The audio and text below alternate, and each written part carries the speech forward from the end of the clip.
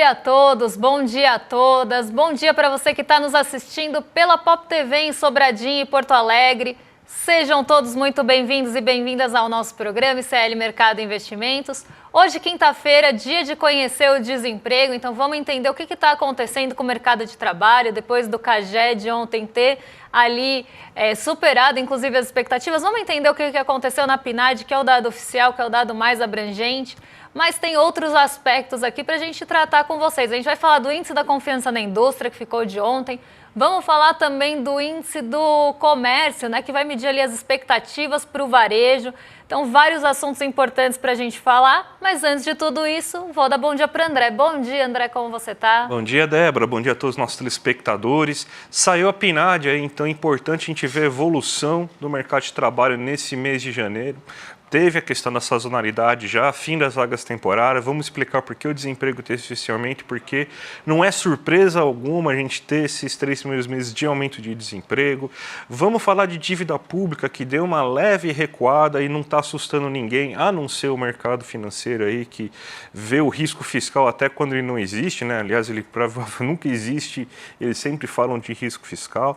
Vamos falar também aí de confiança, né? Saíram os dados de confiança na indústria, então a gente tem a questão da Selic, que está atrapalhando bastante o setor, então tem muito assunto para a gente tratar nesse dia de hoje, então a gente já pode passar para a nossa agenda, né, Débora?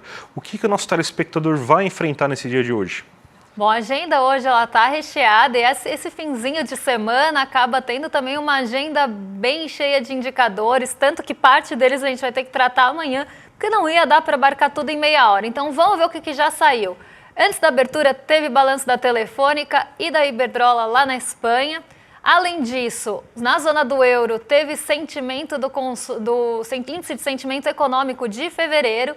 E a FGV, já aqui no Brasil, às 8 horas da manhã, divulgou o IGPM de fevereiro. Esse a gente conta para vocês amanhã como ficou. Sondagem dos serviços, que a gente também conta amanhã, porque hoje a gente vai falar de comércio. E, de certa forma, o comércio está dentro dos serviços, então a gente vai tratar os serviços amanhã, até porque o comércio já vai dar um pouco de direcionamento para onde deve ter ido os serviços. Tem também nota imprensa do setor externo de janeiro, às 8h30 da manhã, essa medição, né, essa nota, na verdade, do Banco Central. Mas não para por aí, porque a gente continua tendo dados aqui no Brasil. PNAD contínua, que a gente já falou, saiu às 9 horas, então taxa de desemprego, rendimento, como é que ficou ali a subutilização, tudo isso já foi divulgado. Tem também divulgação do Banco Central Europeu, da ata da última decisão de política monetária, 9h30. E aí vocês vão ver que a partir das 10h30, Estados Unidos tomou a agenda, né? Porque aí o dia começa por lá, por conta do final do horário de verão, a gente tem toda essa questão de fuso horário, então o dia lá está começando de fato, com divulgações, tudo às 10h30. Então vocês vão ver que eles vão tomar a agenda. Tem pedidos de auxílio-desemprego da semana até dia 22 de fevereiro, tem também encomendas de bens duráveis em janeiro, e o PIB do quarto trimestre às 10h30. Tudo isso lá nos Estados Unidos. Mas vamos seguir que tem um pouco mais de coisa. Hoje a agenda, como eu falei, ela está recheada. Tem o PCI trimestral, né, o índice de gastos com consumo e o núcleo do PCI. Essa medição trimestral ela não é a mais utilizada sai amanhã, que acaba sendo também um direcionamento bem grande para onde vai a política monetária dos Estados Unidos. Então o PCI mais ali, né, utilizado para isso, sai amanhã, mas hoje também a gente já tem uma medição trimestral que já traz também um direcionamento. Aí começam os dirigentes e presidentes do Banco Central dos Estados Unidos. Quem fala hoje? O presidente do Fed de Kansas City, o vice-presidente de supervisão do Fed, o Michael Barr, também participa de um evento, mas tem mais gente falando por lá. Então, a gente tem outros dirigentes do Banco Central, como a diretora do Fed, a Michelle Baumann, discursando numa universidade. Tem o presidente do Fed de Cleveland, a Beth Hammack, discursando também em um evento promovido por uma universidade. E o presidente do Fed da Filadélfia, discursando um evento também promovido por uma universidade. Hoje os dirigentes do Fed eles estão em peso na agenda, junto aos dados nos Estados Unidos. E já que a gente tem PIB, a gente tem PCI por lá, e os dirigentes vão falar depois, eles devem ganhar uma relevância bem grande aí da atenção do mercado. Ainda no Brasil, resultado primário do governo central de janeiro vai ser divulgado ao longo do dia. Então a gente tem uma agenda, como eu falei, bem recheada hoje, com vários indicadores, tanto que parte A gente vai contar para vocês amanhã como ficaram, mas é bastante coisa para direcionar o dia hoje, André. Vamos então agora já para o Brasilzão, né? Porque a gente tem a PNAD que foi divulgada e tem dados bem interessantes para a gente tratar aí com vocês, porque a gente teve uma alta no desemprego se comparado ao final do ano. O final do ano já tinha tido uma leve alta do desemprego, final de vagas temporárias principalmente, e aqui a gente vê o mesmo movimento. As vagas temporárias terminando e as pessoas saindo, né? Então a gente vê um grande fluxo de empregos informais sendo fechados nesse momento. Mas ao mesmo tempo a gente também vê empregos formais aumentando, né, principalmente no setor público com carteira assinada. Então esse é um movimento que todo começo de ano a gente consegue observar, né? Tanto que assim, vamos pegar o gráfico do desemprego para mostrar para vocês o que está acontecendo. Ó. A gente tem aqui, ó, que o desemprego ele chegou em 6,5%, né? Será que não tem como colocar em outro lugar para eu também dar uma olhada nesse gráfico aqui que está bem ruim aqui a gente colocar esse gráfico só lá em cima, gente.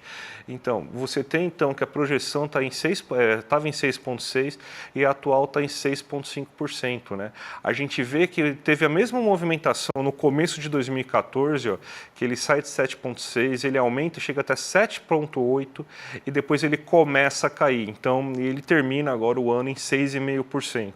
A gente vê, ó, que praticamente durante todo o ano a projeção ficou acima daquilo que realmente aconteceu. Então isso mostra aí esse grande pessimismo que o mercado financeiro tem em relação ao desemprego no Brasil, né? Sempre achando que a situação vai ser pior do que realmente ela está. A gente tem também o gráfico mostrando aí da onde que veio esse aumento do desemprego nesse mês de janeiro. Então mostrando aí que ele vem basicamente das vagas informais agora. Então a gente tem o gráfico para mostrar para vocês aí dessas novas vagas criadas. Aqui, ó, você vê aqui que você teve uma queda de 849 mil pessoas nesse mês aqui de vagas criadas, sendo que basicamente você teve um aumento nas pessoas com carteira assinada de 92 mil novas carteiras assinadas, mas muita saída de pessoas sem carteira assinada. Essas são as vagas temporárias. Então, você contrata sem carteira assinada, de maneira informal, por um período para pegar as épocas de fim de ano. Então, sempre tem aumento de desemprego nesse momento. A gente vê aqui, por exemplo, que também reduziu a quantidade de pessoas que trabalham por conta própria. Com e sem CNPJ, também você vê aí que 58 mil menos vagas com CNPJ, 152 mil vagas sem CNPJ. Também uma modalidade muito crescente aí para vagas temporárias nesse momento. Então a gente vê que basicamente o desemprego o desemprego subiu nesse momento por causa do fim das vagas temporárias. Então é um fator sazonal. A gente até mostrou aqui no gráfico passado que você tinha então esse aumento também em 2024, depois começa a queda a partir de abril. Vamos ver então, a partir de abril desse ano, qual que vai ser a movimentação, principalmente pelo fato de que é a partir de abril que a gente vê a tendência, tanto que a partir de abril foi uma queda só na taxa de desemprego. E a gente também tem o rendimento mensal. A gente teve uma alta no rendimento mensal nesse momento, a gente tem até o gráfico para mostrar para vocês. O rendimento mensal no recebido no trabalho principal está em 3.247, um aumento de R$20 em relação a dezembro. Duas situações que explicam o aumento desse rendimento mensal. Primeiro, um fator estatístico. Menos pessoas trabalhando, e significa que a média, a massa salarial, ela acaba ficando dividida por um número menor de pessoas, então isso aí também acaba aumentando o rendimento mensal nesse momento. Outra coisa que também acontece é que você teve reajuste do salário mínimo a partir de janeiro. Então esse reajuste também já ajuda a aumentar o rendimento mensal aí dessas pessoas. Então o mercado de trabalho ele está basicamente assim. A gente tem esse aumento do desemprego, a gente tem que entender só por que o desemprego aumentou no mês de fevereiro, no mês de dezembro, porque aí sim o movimento estranho. Será que é porque a economia começou a desacelerar naquele momento? Ou será que a situação das vagas temporárias deu uma mudada por causa de questão de Black Friday e agora você tem que estão terminando antes as vagas temporárias, então logo após o Natal já acabam essas vagas temporárias? Pode ser que sim também, então, de dezembro a gente tentar entender mais. Esse aumento do desemprego é o fim das vagas temporárias, sempre vai acontecer em janeiro, e já vamos antecipar para vocês, spoiler, fevereiro vai aumentar o desemprego, março vai aumentar o desemprego, a partir de abril que a gente vai ver a verdadeira tendência do desemprego na economia brasileira, Débora. O que a gente não pode deixar de comentar aqui é que o mercado ele foi surpreendido novamente, né? Então, já tinha sido surpreendido no CAGED, quando a gente teve maior formação de vagas em relação à projeção do mercado. O mercado estava projetando a metade das vagas, mesmo a gente tendo um pronunciamento um pouquinho antes do ministro do Trabalho, falando que o CAGED ia vir forte. Então, o mercado já começou a reagir à formação de vagas antes mesmo dela ocorrer com o pronunciamento do ministro. Mas, ainda assim, continuou projetando um número menor de vagas criadas no setor privado para o mês de janeiro. Quando vem o CAGED, ele vem bem surpreendente, com o dobro, como eu falei, de vagas, e o mercado reage bem mal. O mercado começa a ter uma leitura de que o mercado de trabalho ainda está muito aquecido, e quando eu falo mercado, aqui mercado financeiro, tá? O mercado financeiro começa a ver que o mercado de trabalho está mais aquecido do que ele esperava, e erra a projeção também para o desemprego, porque o mercado estava esperando que o desemprego ia ficar em 6,60. É uma variação pequena? É. Mas logo depois do CAGED ter ali surpreendido, isso vai ganhar um peso maior. Então, no dia que foi divulgado o CAGED, a gente viu que as taxas de juros futuras, principalmente nos vencimentos mais curtos, começaram a subir. E que recado que o mercado está falando? O que ele está passando para a gente? Que, diante de um mercado de trabalho mais aquecido, precisa subir ainda mais, como se já não bastasse ter a maior taxa de juros real do mundo, precisa subir ainda mais as taxas de juros de curto prazo. Para quê? Para estrangular esse setor urbano e aumentar o desemprego, porque isso estaria ali causando pressões inflacionárias. Então vamos falar agora também, Débora, agora a gente vai falar da questão da confiança da indústria, porque mais um trimestre, mais um mês aí você tem uma certa queda, né? Ficou estável, mas você tem piora nas expectativas, você tem uma piora em algumas situações aí, né? Tudo isso porque a taxa Selic está atrapalhando consideravelmente. Lembrando que o setor que primeiro sente os efeitos da Selic é justamente a indústria, que veio muito bem no ano de 2024 e parece que está rateando nesse começo de 2025, né, Débora? Exatamente. A gente já está vendo efeitos aí da taxa de juros no setor industrial.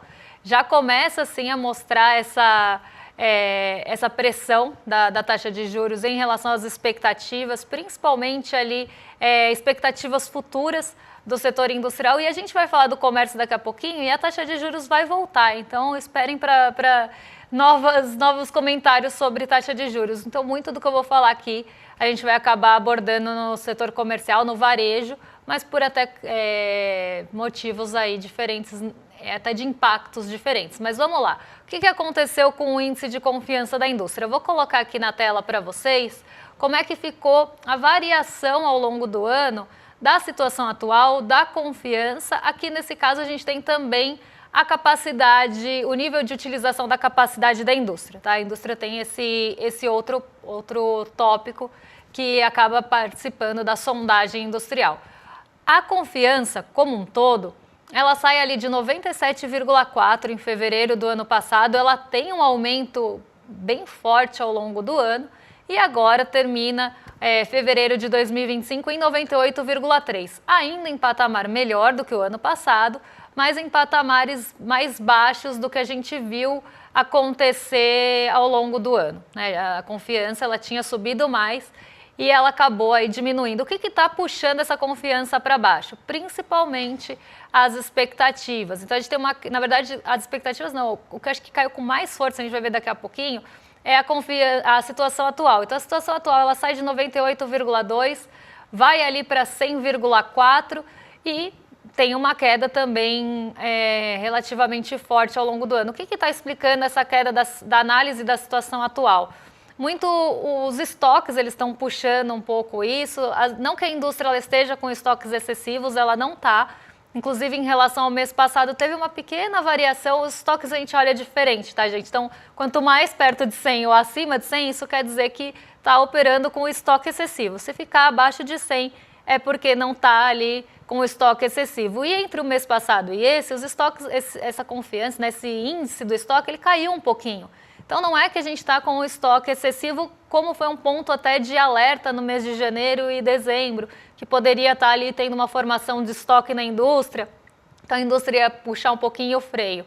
Isso apareceu, mas até teve um pouquinho de recuo, só que ainda assim está preocupando um pouco a situação atual da indústria.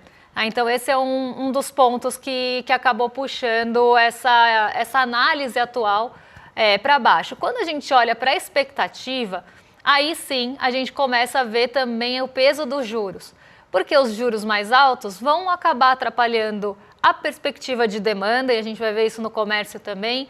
Os juros mais altos também deixam ali o setor industrial com uma perspectiva de lucro maior, porque vamos pensar aqui como se a gente fosse do setor industrial. Você tem duas opções, você coloca o dinheiro em risco e aumenta a capacidade produtiva, você vai ter ali uma produção maior com uma demanda incerta, então você está com uma certa desconfiança que a demanda não vai ser tão forte. E aí você tem dentro disso duas opções, pôr o dinheiro em produção e realmente correr esse risco para ganhar um lucro no final, ou sentar num título pré-fixado de 15% ao ano. Vamos pensar aqui num pré-fixado que a gente sabe quanto vai pagar. Você acha que o industrial ele vai botar o dinheiro dele na produção se ele tiver uma expectativa de demanda apertada e lucro menor que 15%? Não vai. Se o custo de crédito dele começar a aumentar e o crédito ficar mais enxuto, ele vai conseguir crédito mais caro? Para onde vai esse crédito mais caro também? Para onde ele vai direcionar isso? Então, a gente começa a ter uma perspectiva de piora no cenário por conta da taxa de juros, e o câmbio também acaba sendo uma preocupação nesse caso. Só que a taxa de juros ela aparece até como um fator um pouco mais predominante. Então, entre um e outro, o industrial ele precisa ter ali, vamos pensar, uma expectativa de lucro muito boa para botar em produção, né, para correr o risco da produção. Porque senão ele vai para uma taxa de juros mais segura que garante para ele que ele vai ganhar ali, vamos pensar num caso pré, 15% ao ano. Ou num caso de Selic, 13,25%. Então, ele vai ter essa perspectiva, ele vai usar isso como base de comparação. Então, a expectativa de lucro dele tem que ser maior que essa. E a expectativa de demanda tem que vir junto. Porque senão ele não vai aumentar a capacidade produtiva, porque senão ele vai criar mais estoques e aí sim a gente começa a ter estoques excessivos. Ele precisa ter para onde direcionar também essa produção, então ele precisa vislumbrar uma demanda maior.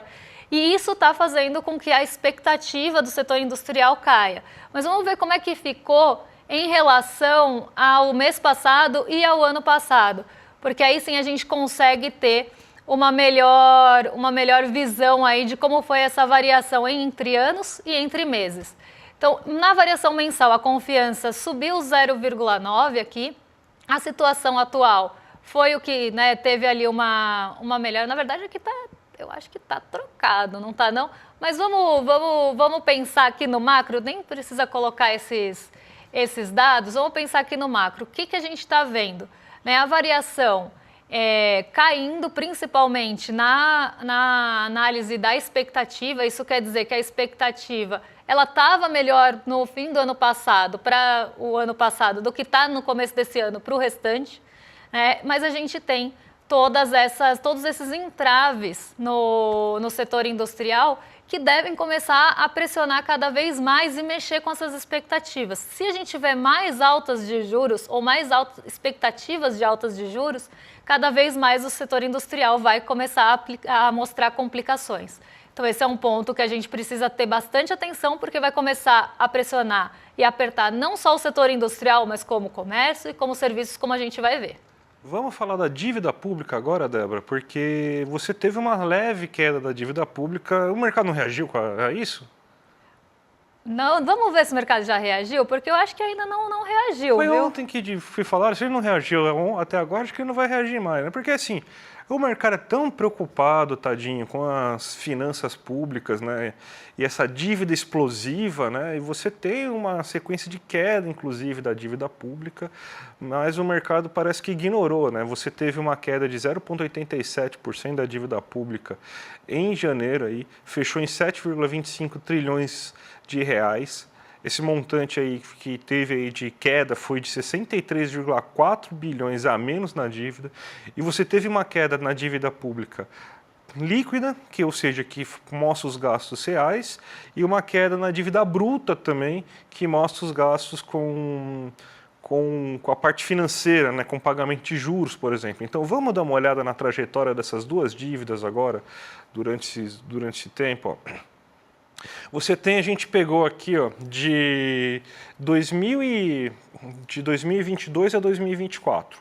A dívida bruta está em cinza, a dívida líquida está em azul, em montante, né? Você vê assim, ela está subindo, mas não está subindo assim em nível assim muito elevado. Tanto que você vê, ó, ela sai assim, se for pegar em porcentagem do PIB, ela sai aqui, a dívida líquida sai de um pouquinho menos de 55 para chegar agora em 62, né? E ela teve uma leve queda, inclusive agora nesse último mês. A dívida bruta caiu bastante, inclusive. Olha só, ela vai caindo, principalmente no período que você está com uma Selic mais reduzida. Daí ela começa a subir junto com a taxa Selic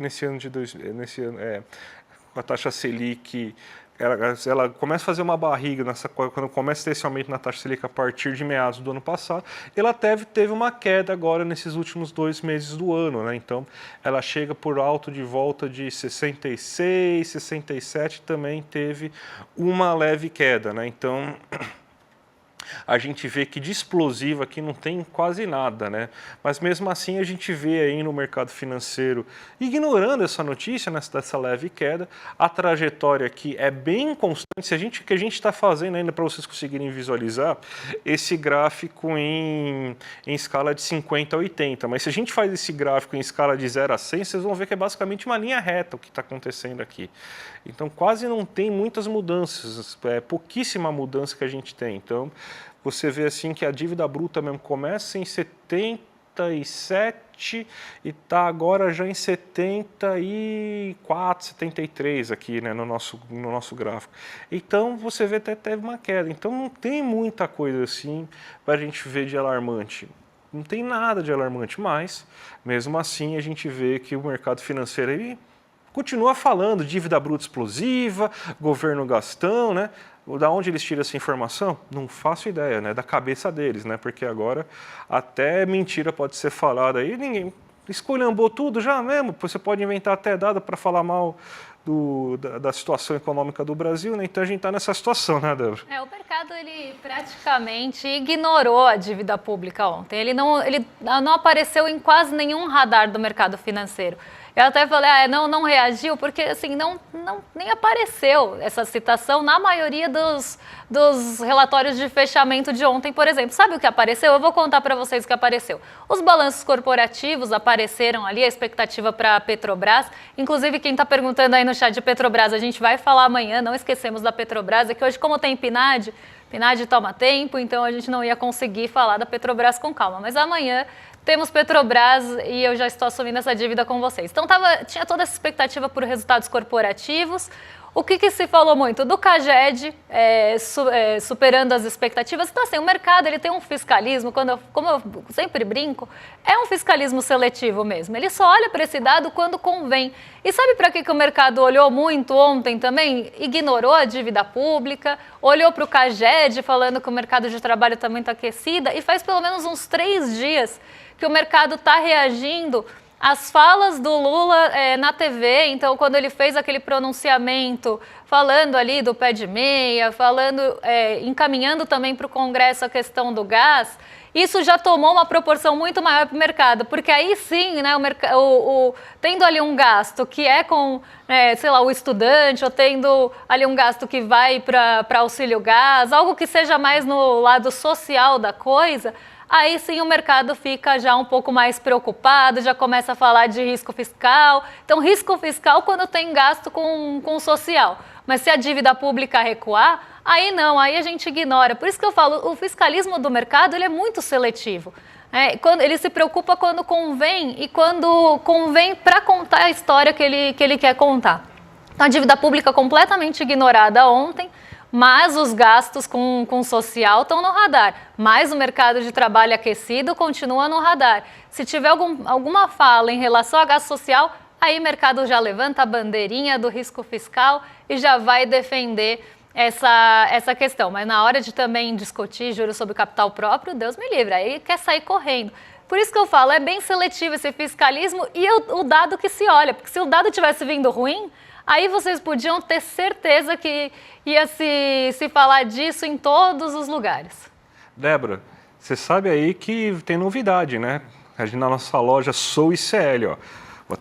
Já vou até dar para você aqui já alguns livros aqui para você observar aqui, porque ó, quem viu a live sabe aí que tem uma linha completa aí sobre o filme Ainda Estou Aqui. A gente lançou aí junto com a live que a gente fez aí nessa terça-feira, então para vocês que estavam atentos já sabem.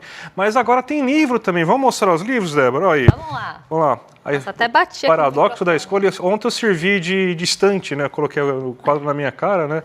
Hoje a Débora vai servir aí de garota propaganda aí, ó. Vamos lá. Paradoxo da Escolha. Que mais aí que tem? Qual que é o próximo? Iludidos pelo Acaso do Nassim Taleb. É que senão bate reflexo, aí vocês não veem. Tem o do Gessé Souza, O Brasil dos Humilhados. Mais um. Vamos lá. É muita coisa, tá até difícil. Da Marilena Chauí também, ó. O próximo. E qual que é o outro que a gente tem aí também? O Avesso da Pele. O Avesso da Pele aí, do Jefferson Tenório. Então é muita coisa. Os livros vão estar com 15% de desconto aí. Então aproveite aí. E se você é membro de série, você sabe que você tem mais 15% de desconto. Então vai chegar a 30%. Então vá lá, gente. Acesse o soissérie.com.br e aproveite esse lançamento aí dos livros que a gente tem na nossa coleção, que vai ser maravilhoso. E já que a gente já falou de Ainda Estou Aqui, domingo, você sabe aí que vai ter a live do Oscar, o William De Luca, Carol Martins, Duda Leite e o Eduardo Moreira vão fazer o react aí a partir das 7 horas da noite. Vai ter exibição da entrevista com a Vera Paiva e com o Marcelo Rubens para fazer todo esquenta aí para chegar lá próximo da meia-noite, quando anunciarem que a gente vai ganhar, porque a gente vai ganhar. Eu tô otimista em relação a isso, então quando anunciarem aí, vocês verem a reação do nosso time aí para comemorar essa vitória, né, Débora? Imperdível esse react, esse acompanhamento do Oscar. E eu adorei as brusinhas do Ainda Estou Aqui. A Luca e o Vitão estão arrasando ali de modelos. Adorei. Olha lá, adorei, gostei muito, muito lindas. E não dá para perder, né? Então você já compra a blusinha. Eu acho que não dá tempo de chegar, né? Mas se não, compra a blusinha para já assistir o react do Oscar aí. Se não dá para assistir o react do Oscar, depois dá para usar amplamente aí. E agora vocês ficam com o Rolê ICL. Na sequência, nossos vizinhos já estão aí prontos para... Não é o Rolê ICL? Ah, é o Rolê ICL, ou não é? Não sei. É o Rolê ICL, é que eles erraram aí. Eu ouvi uma gritaria, achei que eu que tinha errado aqui. Então agora sim, vocês ficam com o Rolê ICL na sequência, com o William De Luca e o Guga Noblar, que já estão prontos para receber vocês. E a gente volta amanhã para falar de Petrobras, para falar do setor de serviços. Tem também IGPM. Olha, amanhã tem um monte de coisa para contar para vocês. Um beijão e até lá, pessoal. Até mais, gente. Tchau, tchau. Absolutamente impactados, emocionados, revoltados. São algumas das palavras que eu ouvi das pessoas que assistiram ao encontro da Juliana Dalpiva com o Marcelo Rubens Paiva e a Vera Paiva. Personagens do filme Ainda Estou Aqui, que está conquistando o mundo, e que entraram em detalhes com a Juliana sobre essa história tão forte, sobre esse crime sem castigo. Muita gente está pedindo, não só para poder assistir de novo, mas para poder chamar os filhos, os pais, para poderem assistir junto a esse encontro da Juliana. E se você perdeu o encontro e quer assistir, eu tenho uma notícia boa para vocês. A gente vai liberar o replay por pouco tempo, mas para que todo mundo tenha essa chance. Essa história contada nesse encontro tem que chegar ao maior número de pessoas possível. E gratuitamente assista esse replay. E a gente vai também permitir que vocês tenham ali todos os presentes que no final do encontro a gente ofereceu para as pessoas em termos de condições para poder comprar o livro que a Juliana Dalpiva lançou sobre essa história e todas as outras coisas relacionadas ao ICL. Não perde esse encontro, não.